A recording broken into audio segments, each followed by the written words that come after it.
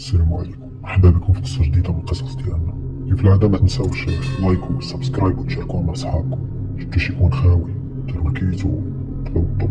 مشينا.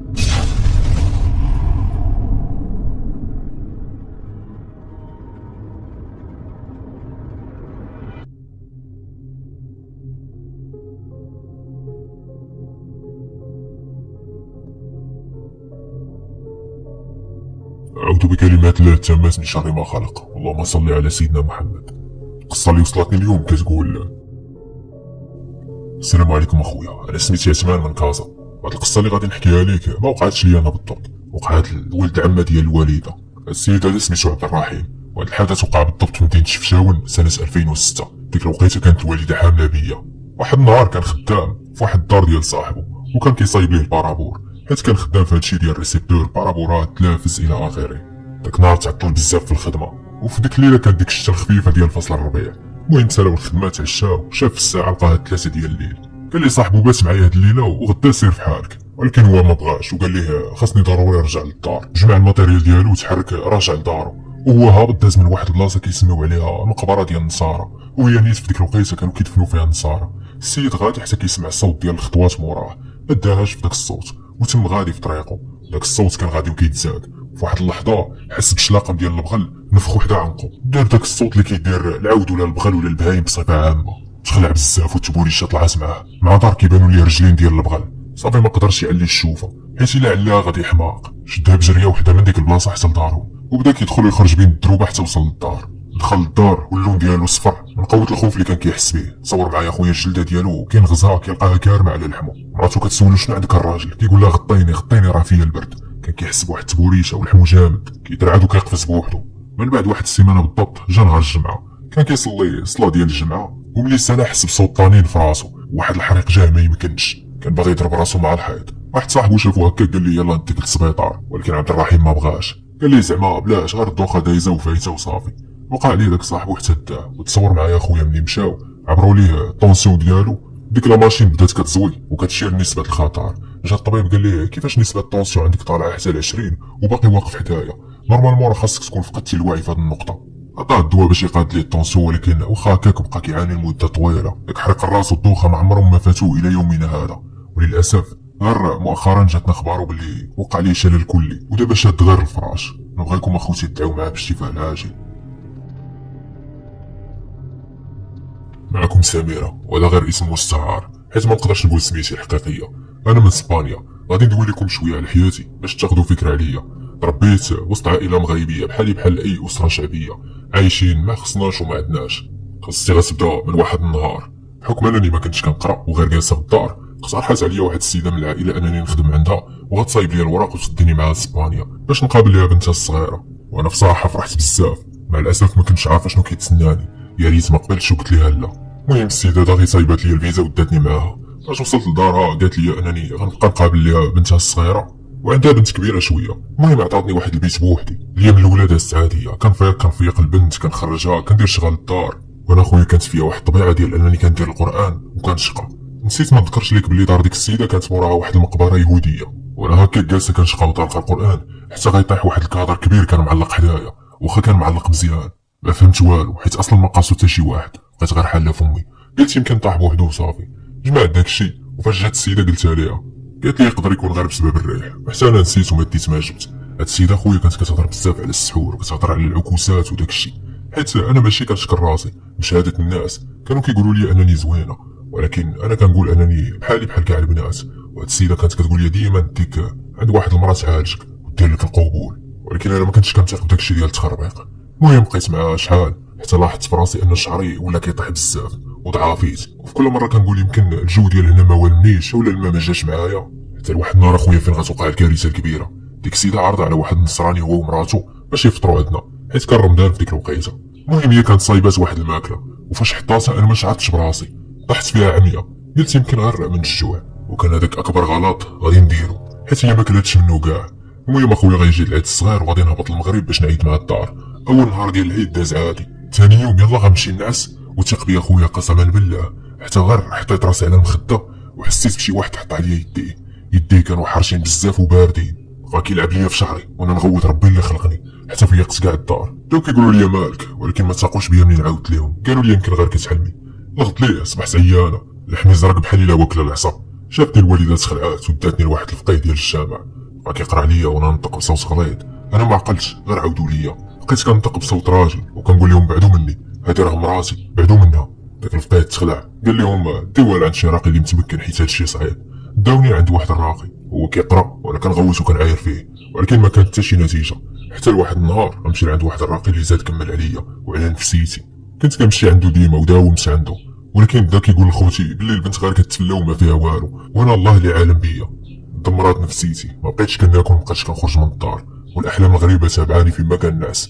كل مره كنحلم براسي في شي ضريح، كنشوف الناس كيجذبوا وكيتحيروا، والذبايح بحال الا داكشي اللي فيا كيقول لي ديري لنا ذبيحه. وتصور اخويا اللي حلمت بها كتصدق، ما كندعيش الغيب، ولكن ما عرفتش كيفاش. بحال واحد المره بنت عمتي غتحمل وهي كانوا عندها جوج البنات، قلت لها راه كنتي غتولدي بنت، وبصح اخويا ولدت بنت. واحد المره اخرى اقترحت عليا واحد البنت نمشي نحضر معها لدوك الليالي ديال قناوه. تصور اخويا قسما بالله فاش مشيت لقيت واحد العالم اخر، ناس كيجذبوا ويتحيروا، وشي كيذبح، ما فهمت والو. انا ما عمرني ما شفت هادشي، وكان خطا كبير غنديرو حيت زدت جهلتهم كثر عليا. كل مره كنحلم بمراه واقفه عليا لابسه البيض كتقول لي ها شكون سحر ليك. مرات اخرى كنحلم براسي شاعل الشمع وداخل شي ضريح، مع العلم انني ما عمرني ما طلعت ليهم ولا درت داكشي. وفي الاخر عرفت باللي ديك السيده اللي كنت معاها في اسبانيا هي اللي سحرت ليا. المهم اخويا هادي هي القصه ديالي واللي بغيت نشاركها مع الناس. كاينه قصه واحده اخرى واللي بغيت حتى هي نعاودها لك، وطرات لواحد جارنا، وقعت في نواحي الناظور، وقعت لواحد السيد في التسعينات ديال داك الوقت. ديك المنطقه عندنا ما كانش فيها الماء، حيت جينا ساكنين في واحد الفيلا صغير، وداك الوقت ما كانش الماء. والقصه اللي غتوقع مع هاد السيد كلشي عارفه. هو كان مخاصم مع مرته، ومع الجوج ديال الليل ناض هز جوج بيدوات ومشى لواحد الواد باش يسقي ويعمر الماء. والحاجه الغريبه اللي وقعت معاه هو فاش كان كيسقي غيلقى واحد الكائن غريب كان راكب على العود ولابس جلابه وكيشوف فيه. تخلع بزاف على ما كيعاود، حيت هاد القصه عاودها للوالد. قالك اخويا الشعر ديال اللحم وقف، ناض هز الماء اللي عمر وبقى غادي كيجري، وهو يتلقى ليه داك العجب وخرج ليه قدامه، وكان كبير وكيخلع. قالك ما عمره ما شاف داكشي، طلق كاع داك الماء اللي عمر ومشى كيجري وسط الجبال وكيقرا القران. وصل لواحد الدار ديال واحد الراجل وبقى كيعيط على الله شي واحد يعاونو، ولكن داك الراجل مبغاش يخليه الباب حيت يحسبو شي واحد سكران. هو مسكين بقوة الخلعه بقى جالس وكيفكر واش يمشي ولا لا. رجع هو لداك الجبل، والله العظيم اخويا قالك بلي لقى دوك البيدوات اللي عمر ما موسخين ما والو، محطوطين وباقيين عامرين كيف ما عمرهم في الاول كيف ما بقاو. بقى كيفكر واش يهزهم ولا لا. قالك اخويا هزهم وبقى طالع وسط داك الجبل وكيقسم وكيقول بلي كانوا تابعينو بزاف ديال الناس موراه. وقالك بداو كيشيروا عليه بالحجر وهو هارب. خرجت قدام واحد الدابه اللي ردمات عليه كاع داك الحجر، طلق دوك البيدوات من يديه وبقى غادي كيجري حتى وصل لدارو. دخل عند مرته وهو سخفان وتشير اخويا، ما خلاو به لا رقات ولا فقا، حتى شي واحد ما قدر يعالجو.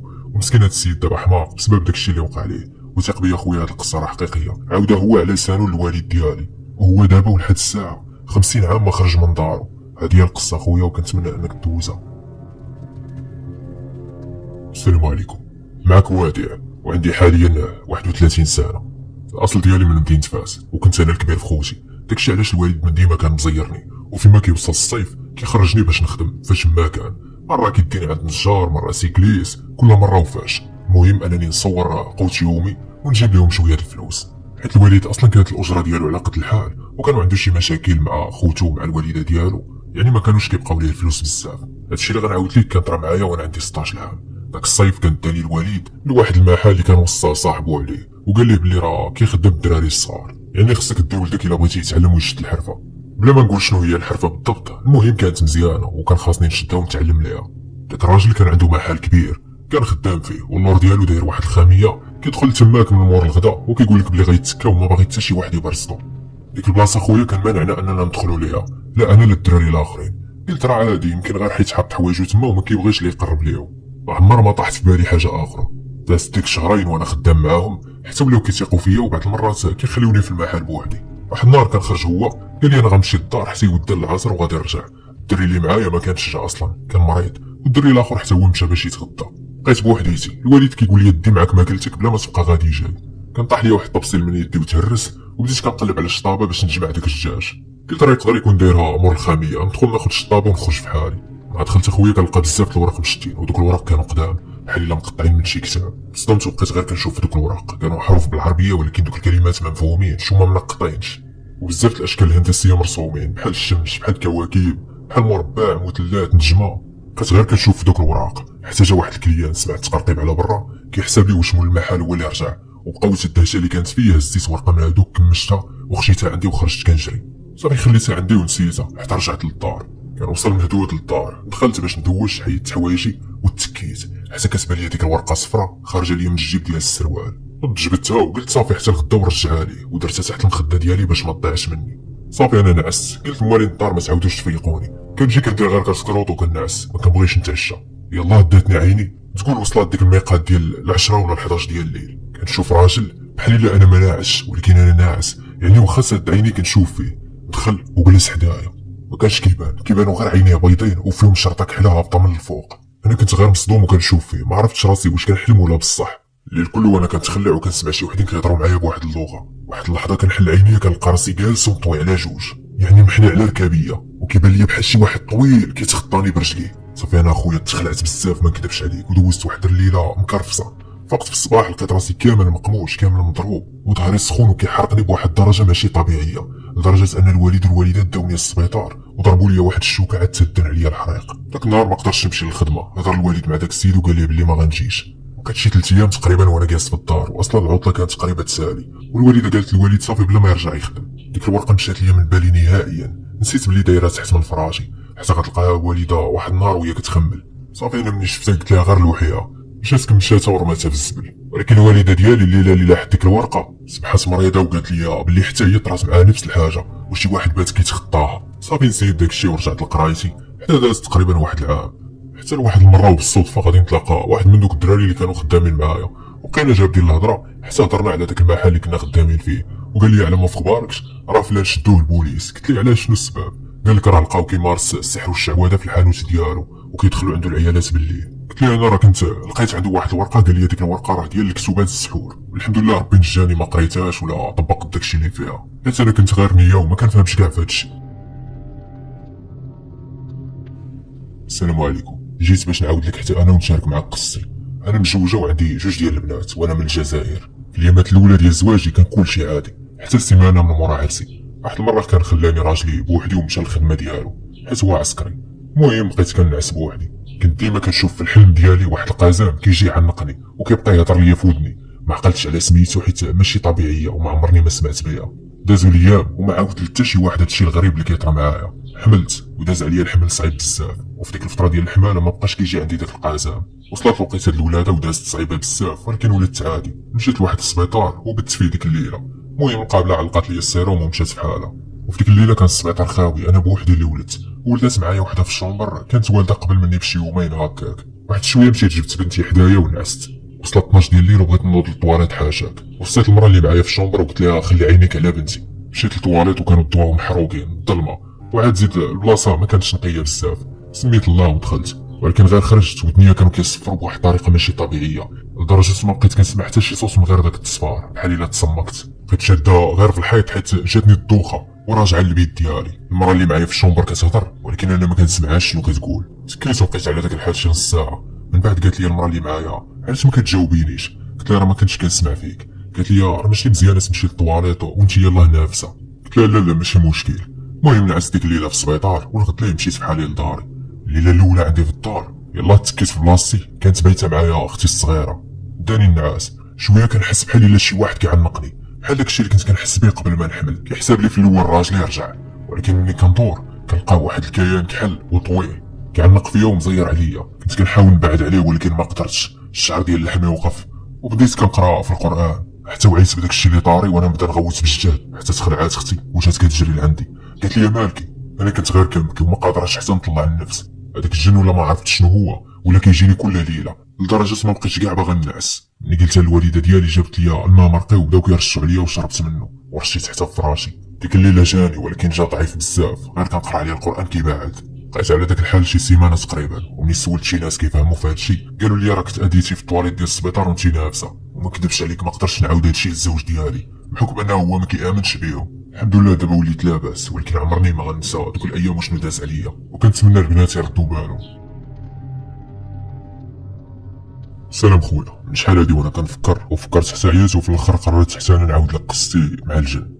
تزاديت زهري انا واختي الكبيره اللي هي خدامه حاليا في بوجدور. حنا الاصل ديالنا من مدينه الصويره من الصغر، وانا كيوقعوا معايا شي امور غريبه، والاهم من ذلك خاصك تعرف بلي انا تزاديت من بعد الموت ديال اختي اللي ماتت، وما ماتتش موتة عاديه حيت ماتت بسبب السحر، وهي العمر ديالها غير 3 شهور. حيت بعض المرات كيكونوا شي ناس هازين معاهم السحر وكيبغيو يجربوا واش قوي داك السحر ولا لا، داكشي علاش كيدخلوا به على الاطفال اللي كيكونوا مازالين كيرضعوا. دوك الاطفال بعض منهم ما كيتحملش وكيموت، وهادشي اللي طرا مع اختي بالضبط، واللي كانت مسكينه غير طاير من طيور الجنه. الوالده ديالي عند الوفاه ديال اختي الصغيره بحال بدات كتحماق، ما قدراتش تتحمل، وبداو كيقولوا لها الناس بلي الحل الوحيد باش تنسى البنت اللي ماتت هي انها تعاود تولد. وحتى البسيكولوج من بعد ما داها الوالد لعندو قال لها نفس الهضره. تزاديت انا في عام 1992 وتحديدا في واحد المدينه في الجنوب. انا خويا تزاديت زهري الكف وبالضبط سليماني، وايضا زهري العين واللسان. واحد المره وانا عندي 4 سنين، وانت كتعرف بلي الدراري الصغار كيكون فيهم فرط في الحركه وكيجريو بزاف وكيطيروا، كانوا مالين الدار ديك الساعه كيبنيو. مشيت انا طلعت في واحد السلوم وسلقات لي رجلي وصدقت طايح من الدوزيام ايطاج مباشر على الكياس اللي كانوا كيبنيو به، وتخيل معايا انه ما وقع لي والو. هذاك البناي بقى كيقول للوالده راه الدري مازال صغير ما يمكنش ما يوقع ليه والو. وانت عارف بلي ملي كنكونوا صغار كيكونوا العظام ديالنا باقيين في طور النمو، يعني تقدر تهرس بسهوله. في الصغر ديالي دوك الامور اللي كانوا كيطراو معايا ما كانوش واضحين، حتى غنبدا نكبر عاد غنفهم وغنعرف بلي الرفقه اللي كانت من ديما معايا كانت كتحميني، وكنت كنشوف في الاحلام ديالي بحال الا كنعيش في شي عالم اخر. كنشوف ديما جوج رجال صحاح كيتشابهوا ودايرين الحياه طويله بحال الاخوانيين، وعاد بين النعاس والفياق كنت كنشوف واحد المراه طويله بزاف وقويه وراسها داير بحال دوك الرماديين، الا كتبتوها في جوجل راه غتطلع لكم التصاور ديالو. كنت كنشوفها ديما هزه واحد الولد صغير في يديها، والغلطه الوحيده اللي درت هي داكشي اللي فيا جرني باش نبقى نحاول نتعلم السحر. بقيت كنقلب في الانترنت وفي يوتيوب حتى طحت في واحد السيد داير صفحه وكان كيعطي دروس ديال السحر، وماشي غير هو، كنت كنقلب حتى عند ناس اخرين وعلى شي كتوبه اللي كنلقاهم كنتيليشارجيهم ونبدا نقرا فيهم. المهم بديت كنخربق في داكشي حتى لواحد النهار تعلمت كيفاش نروح للخواتم، وملي كتكون شخص زهري الجن كيبغي غير فوقاش يتواصل معاك. وهذه هي الغلطه اللي درت، وحتى ديك الرفقه الصالحه اللي كانت معايا مشات وما بقيتش كنشوفهم، ولاو بلاصتهم بشياطين الجن وبالضبط الحمر. اغلب الاوقات كنعيش بوحدي، عمرني ما حسيت بلي راني بوحدي في الدار، وليت كنحلم بالجن اللي كيخلع والكنائس والصليب. وبعض المرات اخويا كنلقى الحنه في اليد ديالي اولا شي واحد كيحن ليا، وفعلا كتكون مرسومه هكاك في يدي. كنتخلع بالليل بزاف حتى ولات فيا واحد القاعده ديال انني مبقيتش كنعس والضو مطفي، كنبقى نشوف اخويا واحد الخيال ديال الجن في الحيط. هادشي علاش كنخلي ديما الضو مشعول. كنت مره كنمشي عند الرقات، والمشكل في المدينه ديالي ما كاينش شي راقي اللي متمرس، الاغلبيه كانوا غير كينصبوا وغالبا ما كيقدروش، وكيقولوا لي بلي الحاله ديالي مستعصيه اولا كنطيح في شي واحد اللي كيدي ليا فلوسي وصافي. المشكل اخويا هادشي اللي فيا كيدير ليا المشاكل حتى في حياتي، تزوجت وطلقت 2 المرات بسبب الجن. كيزيروني من ناحيه الفلوس، غير كنكون مزوج كيأزموني ماديا وكيخليوني نتصرف بطرق اللي كتخلي بنادم يحس بلي انا ماشي طبيعي، وفي الاخر كنصبر حتى كنعيا وكنطلق وغنتفارق على مراتي، كيوليو الفلوس يتكبوا عليا بواحد الطريقه اللي غريبه. ولكن الرؤيه اللي زعزعتني نيت هي واحد المره كنت في انسكان وبالضبط في واحد البلاصه كيقولوا لها القليعه. شفت واحد الراجل صغير في الشكل ديالو، ولكن الوجه ديالو كبير ولابس بحال الجلابه ومعاه شي وحدين صغار عليه في الحجم، وقال لي بغيناك تبقى دير لينا العشاء. تعرضت لبزاف الامور الغريبه وكامله بسبب الجن، كاين منها اللي ذكرتو كاين اللي لا، وهادشي اللي خلاني نحاول ننتحر 2 المرات. وتخيل معايا انهم هما اللي كانوا كيعتقوني وما فهمتش علاش، اشنو بغاو، واش غير يعذبوني ولا كيفاش. اما بالنسبه لاختي الكبيره واللي قلت لك حتى هي زهريه، كان بيني وبينها واحد الاتصال اللي غريب، بحال نقولوا كنحس بها وكتحس بيا، ومع مرور السنين حتى هي بداو كيبانوا فيها شي حوايج غراب. في ديك الوقيته كانت مازال معايا الرفقه ديالي الصالحه، وكنت كنصلي بزاف وكنقرا القران وكندير قيام الليل. وفي ديك الوقيته ديال الليل مع 3 ولا 4 ملي كنبغي نعس كتبان لي اختي قدام المرايه كدير الماكياج وتصور انها كتنعس بيها هكاك. ما كنتش كنتسوق وما كنتش كندوي معاها، حيت في ديك الوقيته بالضبط ما كناش كنتفاهموا. ديك الليله ملي نعست درت الرقيه الشرعيه في ودنيا ودرت لي زيكوتور، هي نعسات لتحت وانا في البروميي ايطاج، يعني كاينه مسافه بيناتنا، حتى بدات كتقول لي طفي داكشي اللي داير في ودنيك. ومن هذا التصرف فهمت بلي راها مسكونه. ما تسوقتش لها وما حبستش في القران، ولكن ملي نعست كتبان لي قدامي كانت الصفه ديالها خايبه بزاف. كان واقف بيني وبينها واحد الراجل وهو اللي وصفتو لك في الاول واللي كان كيحميني. غد لي فاش فقنا ما بقاتش حاملاني، ولات كدير لي اي سبب باش تجبد لي الصداع مع والديا. ملي كدرات من دوك الفعايل اللي كدير مشيت عند الوالده ديالي وقلت لها بلي راه اختي مسكونه. قالت لي اسكت بركه من الكذوب ومتبقاش تخربق عليا. قلت لها غندير واحد التجربه باش نتاكدوا. انا كنت ديك الساعه كنتعلم من عند الرقات، الوالد سمع الحوار اللي دار بيني وبين الوالده وهو يخدم القران حدا اختي اللي كانت جالسه حداه. داك الجن اللي فيها بدا كيطفي القران مره وجوج وثلاثه حتى صافي تفرش. لاحظت وبدات كتخسر الهضره وكتعايرني انا بالضبط. انا بصراحه ما تحملتش وتعصبت، وحيت كنت كنسمع بزاف د الرقات وكنعرف الطرق ديالهم مشيت لجهتها وبديت كنعذب داكشي اللي فيها. والرفقه الصالحه اللي كانت معايا هي اللي عاونتني في هادشي. اختي بدات كتغوت بالجهد وما كملتش حيت حسيت بداكشي اللي فيا كيقول لي حبس. كلشي تخلع عليها وبناتها الصغار بداو كيبكيو صافي بعدت وحبست. والمشكل انني وقتاش ما تواجهت معاها واخا كنحصن راسي كضرني شي حاجه. من بعد فهمت بلي داكشي اللي عندي ما بغانيش ندير مع اختي هكاك. والسبب ديال هادشي كامل اللي وقع ليها هو السحر اللي كانت دايره لها امة راجلها. ولكن مؤخرا تحسنات شويه ولات بخير. انا اللي مازال عيان ومازال كنعاني بسبب دوك التجارب اللي درت والتحضير وداك التخربيق. وكنتمنى من المستمعين يدعيو معايا نتشافى، حيت بصح عييت وخايف لا شي نهار ندير شي حاجه في راسي. سميتي اسماعيل من مدينة طنجة والعمر ديالي 20 سنة. حكايتي بدات من 2019. حياتي كانت غادا مزيانة، كنت كنلعب كورة وكنقرا مزيان حتى تسلط عليا الجن وحياتي ولات كحلة. واحد النهار راجع من الكورة بحال ديما كنلقى واحد القط محروق وقربت منه وكون غير ما قربتش وما كنتش عارف بلي داكشي اللي فيه سحور. رجعت للدار، الوالدة كانت مخليه ليا الغدا في الكوزينة حتى جلست كناكل حتى بديت كنسمع صوت البيبان ديال الدار كيتزدحوا. والغريب في الامر ان الشراجم كانوا مسدودين. درت راسي بحال ما كاين والو حتى كنسمع شي حاجه طاحت في الطواليت. حسيت بلي معايا الزايد وانا نهرب. هبطت لتحت عند الجاره ديالنا كندق عليها ومع كندور مورايا كيبان لي واحد طويل ولابس كلشي كحل كيشوف فيا ومخنزر. مع خرجت الجاره عطيتها السوات وخرجت من الدار كنجري حتى جاو مالين الدار. عاد دخلت قلت لهم اشنو شفت وشنو شفت، ولكن ما تعقوش بيا. وليت كل ليله فيما كنعس كنبقى نحلم غير بالكوابيس. كنوض مخلوع وعرقان، كنلقى الباب ديال البيت محلول وكنوض نسدو وكنعاود نرجع نعس. يعني الباب واخا كنت كنسدو كيتحل عليا بوحدو. كنبقى نسمع صوت الخطاوي في الدار اولا صوت السوارت كيتقرقبوا ولا صوت الطبله كتحرك. كنسمع شي مرة كتعيط ليا بسميتي اللي ما كنجاوبهاش كتبقى تضحك. ولكن بالرغم من هادشي كامل ما كانوش كيتيقوني. واحد النهار الوالده كتقول لي نوض تسخر. ديك الساعه كانت الوقيته ديال مور المغرب. بدا كيبان ليا تاني داكشي قدامي حدا الباب على شكل مرا بانت وغبرات. وصلت للدروج وبقيت كنقول اعوذ بالله من الشيطان الرجيم وانا نطيح بحال شي واحد سيبني من الفوق للتحت. طلعت للدار وطحت ليهم وبديت كنغوت بصوت ديال المرا والرغوه كتخرج ليا من فمي. ديك الساعه الوالده عاد عرفات بلي الهضره كامله اللي كنت كنقول لها صحيحه وتلقات القران. عاد رجعت للوعي ديالي وما قدرتش نتحرك حيت كنت تهرست من رجلي. عاد داتني الوالده عند واحد الفقيه معروف في طنجة الله يرحمه. مشيت لعندو لقيت بلي فيا المس ديال 3 ديال الجن بسبب داك القط المحروق اللي كان فيه سحر مديور لواحد البنت وجات دقه فيا حتى انا. بقيت عند داك الفقيه كندير الرقيه شي 5 الحصص عاد خرجوا مني وما بقيت كنشوف والو وما بقات وقعت لي حتى شي حاجه. ولكن بعض المرات كنوض مخلوع من شي حلمه وكنلقى الباب محلول والحلم اللي فيه طبايع زورق. سميتي آية من بني ملال 21 سنة. القصة ديالي بدات من الأحلام. كل حلم كان كفس من الثاني. الأحلام عذبوني في حياتي. واحد المرة كنحلم باللي دخلت لدارنا وكنلقى ناس مدبوحين ومعلقين. فقت مخلوعة. ولكن واحد النهار والله ما نكذب عليك اخويا شفت خيال داز من ورايا بحال الا لابس شي سلام كحل. من هاد النهار وانا كنشوف غير الكوارث. ولا داك الراجل كيوقف عليا وكيبدا يهددني. مني وعيت كنلقى راسي مربوطه من يدي ورجلي ما قادرش نتحرك. ومن حسن الحظ ادنى الاذان ديال الفجر كان في ديك الوقيته. واحد المره ثاني كنت ناعسه بوحدي في البيت كنتفرج في التليفون وكنقسم لك الا حوايجي شفتهم تهزوا وتجرات عليا المانطه حوايج مهزوزين. خفت بزاف داك النهار. مشيت خرجت ونعست حدا اختي وفاش نعست حلمت براسي بحال الا في شي عرس كنتزوج بواحد الشخص اللي ما عمرني ما شفتو. فاش شفت يدي بحال الا خشيتهم في شي سطال ديال الدم كانوا حمرين. ولكن ملي فقت ما لقيت والو. واحد المره طلعت للسطح بديت كنشم ريحه البخور. فاش قلتها الوالده ما تاقتش بيا قالت لي راه باقي عند الجيران.